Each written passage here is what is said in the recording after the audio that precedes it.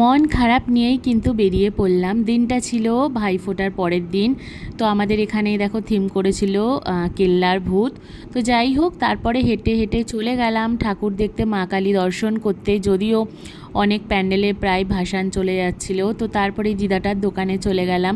আর আমি চা খেতে ভীষণ ভালোবাসি, আর সন্ধ্যাবেলায় চা না হলে না আমার একদম চলে না। সো আগে চাটা খেয়ে নিলাম, খেয়ে তারপর চেতলার দিকে ঠাকুরগুলো দেখতে চলে যাচ্ছিলাম। এখানে দেখো কত সুন্দর লাইটিং করেছে দুদিকে, আর এদিকে তো মহাদেবী একদম তুলে ধরেছে লাইটিংয়ের মধ্যে, ভীষণ সুন্দর। আর এখানে আলপনাটা শুধু জাস্ট দেখো, সাবেকিয়ানায় ছোট্ট একটা প্যান্ডেল, আর মায়ের মূর্তিটা অসাধারণ, অপূর্ব দেখতে। তারপরে নেক্সট যেখানে চলে গেলাম, সেই প্যান্ডেলের এই লাইটিংটা ছিল একদম অন্য রকমের। তো যাই হোক, দেখতে দেখতে কালী পুজোটাও চলে গেল। তো মনটা ভীষণ খারাপ ছিল, ভীষণই। কিন্তু যদি আমরা না বেরাতাম তো অনেক কিছুই মিস করে যেতাম। তো আগে আগে দেখতে পাবে যে কি হচ্ছে। সত্যি কথা বলতে আমার মানে ভীষণ ভাল লাগছিল ওই দিনটা বেরিয়ে। দেখো এখানে কত সুন্দর রাধা কৃষ্ণ লাইটিং করেছে। তো এটা ছিল শ্মশানকালী। তো শ্মশানকালী আমি কিন্তু এর আগে আমি দেখিনি, এই প্রথম ফার্স্ট টাইম মানে আমরা সবাই আর কি গিয়েছিলাম দেখতে। কত সুন্দর মায়ের রূপটা দেখো করেছে, আর চারিদিকে ডাকিনী যুগিনী যেটা থাকে সেটাও করা হয়েছিল। দেন পিয়ালি আমাদের সাথে মেট্রো স্টেশনে দেখা করে নেয়। তো আমরা কালীঘাট মেট্রো স্টেশনে চলে আসি, মেট্রো করে তারপর কুদঘাটে চলে আসি। এইবার আগে আগে দেখতে পাবে যে কি হচ্ছে কি না হচ্ছে, সবটাই দেখতে থাকো। তাড়াতাড়ি আয়, তাড়াতাড়ি আয়, তাড়াতাড়ি আয়। গাইস, ঠাকুর ভাসান হয়ে যাচ্ছে, এখন আমরা তাড়াতাড়ি যাচ্ছি। তাড়াতাড়ি গিয়েই দেখি যে মাকে কিন্তু বরণ করা হয়ে গেছে। দেখতে পাচ্ছ এই যে শ্মশানকালী কত সুন্দর, আর ওপরে সেল ফাটছিল। আমার ভীষণ ভালো লাগে এই বাজি ফাটানো দেখতে, মনে হয় যেন আমি কোনো লাখ টাকা জিতে নিয়েছি। তবে আমার এই জিনিসগুলো, ছোটো ছোটো জিনিস ভীষণ ভাল লাগে। এখানের যে ভাসানটা হয়েছে এই বছর আমার বেস্ট লেগেছে, মানে আমাদের সবাইকার। তো আমি মানে দেখেছি, এটাই আমি মানে লাকি ফিল করি। প্রচণ্ড সুন্দর, আর এখানে সবাই কিন্তু ম্যানেজমেন্ট ভীষণ ভালো ছিল, কোনো ভিড়ভাট্টা ছিল না। আর ভিড়ভাট্টা থাকলেও সেটা কিন্তু সবাই ওয়েল মেনটেন করেছে। দেখতেই পাচ্ছ এখানে কিন্তু দেখো ভারতনাট্যম ডান্স করছিল। এখানে অনেক রকমের মানে ডান্স ফর্ম দেখানো হয়েছে প্রত্যেকটা কালচারে। এখানে যেরকম সাঁওতালি ডান্স, তো মানে এই যে ভাসানটা এবছর হয়েছে বেস্ট লেগেছে আমার। পেছনে দেখো মা দাঁড়িয়ে আছে, মনটা ভীষণ দুঃখ লাগছিল, কষ্ট লাগছিল, চোখে জল এসে যাচ্ছিল। কিন্তু তারপরেও কিন্তু এই মুহূর্তটাকে মানে আমি ভীষণ এনজয় করেছি, তোমরা দেখেই বুঝতে পারছো। এখানে ছৌ নাচ, যেটা কি না পুরুলিয়ার বিখ্যাত ছৌ নাচ, তো সেটা করা হয়েছিল। তো মানে ভীষণভাবে একটা র্যালি টাইপের বার করা হয়েছিল। আর নানান মানে কি বলবো কালচারকে এখানে ফুটিয়ে তোলা হয়েছে, যেমন কি দেখতে পাচ্ছ। আর সত্যি কথা বলছি, এটা অনেক বড় ব্লগ হয়ে যেত। তো আমি তো মানে কি বলবো, মানে এডিট করতে আমি পাচ্ছিলামই না।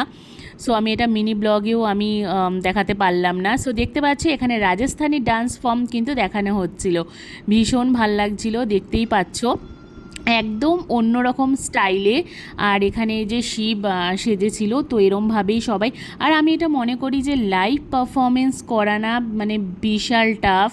আর এখানের প্যান্ডেলটা কিন্তু অসাধারণ করেছিল সিরিয়াসলি। তো এটা উত্তমের প্যান্ডেল আমাদের এখানে কুদঘাট এরিয়ায়, মানে টালিগঞ্জ এরিয়ায় বলতে পারো। আর এখানে দেখো অ্যাঞ্জেল সেজেছিল।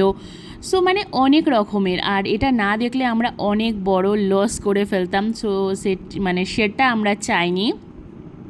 তাড়াতাড়ি তো আমরা চলে আসলাম, আর ভীষণ এনজয় করছিল প্রত্যেকটা মানুষ। এখানে দেখতে পাচ্ছ ডান্স করছিলাম, কারণ আমার ডান্স করতে ভীষণ ভাল লাগে। আর ঢাকের আওয়াজ এরকম যদি মানে শুনি, মানে একদমই মানে কি বলবো কন্ট্রোল করা যায় না। এখানে আমার ফ্রেন্ড একটু হ্যান্ডশেক করে নিল। আর এখানে কিন্তু ফুটিয়ে তোলা হয়েছে গঙ্গা আরতিটা, দেখে বুঝতে পারছো যে আমরা যে বাবুঘাটে যাই বা গঙ্গার ঘাটে, সেখানে এটা করা হয়। আর এখানে যে এখানে দাঁড়িয়ে আছে এরা যে যাচ্ছে, তো এরা সবাই কিন্তু লাইভ পারফরমেন্স করেছিল ওই প্যান্ডেলটার মধ্যে।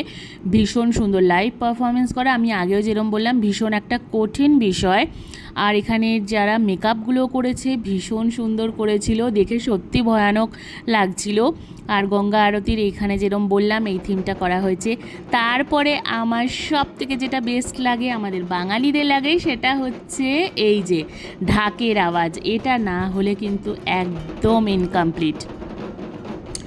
আর আমি তো জাস্ট পাগল হয়ে যাই, আর আমি পাগল হয়ে গেলে আমার সাথে যারা থাকে তারাও পাগল হয়ে মানে হতে বাধ্য।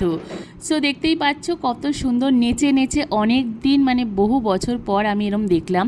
তারপরে মায়ের পায়ে মানে স্পর্শ করে মনের যত বাসনা ছিল সব কিছু যেন পূরণ হয়ে গেল, একটা শান্তি পেলাম। মনে অনেক কষ্ট লাগছিল, কারণ ফাইনালি সেই সময়টা চলে এলো যখন মাকে বিদায় জানাতে হবে। তো মায়ের পা ছুঁয়ে মনের অনেক কষ্ট, অনেক দুঃখ, অনেক কথা সব কিছু বলে মনে অনেক শান্তি ফিল হলো। তাও মাকে হাসি মুখে কিন্তু আমরা বিদায় জানালাম। তো এখানে প্রত্যেকজন মানুষই তখন সবাই রেডি হয়ে যাচ্ছিল, দেখতেই পাচ্ছ যে মাকে তখন অলরেডি নিয়ে যাচ্ছিল। আর আমার একদম ভাল লাগছিল না, মানে সত্যি বলছি আমার ভীষণ কষ্ট হয় এই এখানে দেখো সময়টা, মাকে নিয়ে দেখেই চলে বুঝতে যাচ্ছে, পারবে। মায়ের ভাসান হয়ে যাচ্ছে, তো আর যাচ্ছি না। তো মাকে অলরেডি বার করে দিয়েছে। তো এই মুহূর্তটা কিন্তু খুব খারাপ লাগে বল, প্রচণ্ড বাজে লাগছে, কিন্তু কিছু করার নেই, আসছে বছর আবার হবে। মায়ের কাছে এটাই প্রার্থনা করলাম আমরা যেন সবাই ভালো থাকি আর সুস্থ থাকি, সবার মনস্কামনা যেন পূরণ হয়। দেন আমাদের খিদে পেয়ে যায়, তো তারপরে এই পাশে একটা ক্যাফে ছিল, তো ওখানে চলে আসলাম। আর এখানে স্টার্টারটা যেটা দেখতে পাচ্ছ একদম বাজে ছিল, একটুও ভালো ছিল না। আমি অনেস্ট রিভিউ দিই, আমি অন্য সময় কিন্তু ভালো হলে আমার মানে রিয়াকশানটা অন্যরকম হয়, এক্সপ্রেশনটা একদমই ভালো লাগছিল না, কিন্তু যাই হোক পেট ভরাবার ছিল। দেন ওখান থেকে বেরিয়ে গিয়ে একটা স্প্রাইট নিয়ে নিই, তারপর খেতে খেতে তারপরে আমরা সবাই বাড়ি চলে আসি। তো ব্লগটা কেমন লাগলো, আশা করি ভালো লাগলো। ভালো লাগলে প্লিজ আমার চ্যানেলটাকে সাপোর্ট করো, সাবস্ক্রাইব করো, অনেক অনেক ভালোবাসা দাও, লাইক করো, শেয়ার করো। তাহলে আজকের জন্য এতটুকু, দেখা হবে নেক্সট ভিডিওতে। Bye, love you.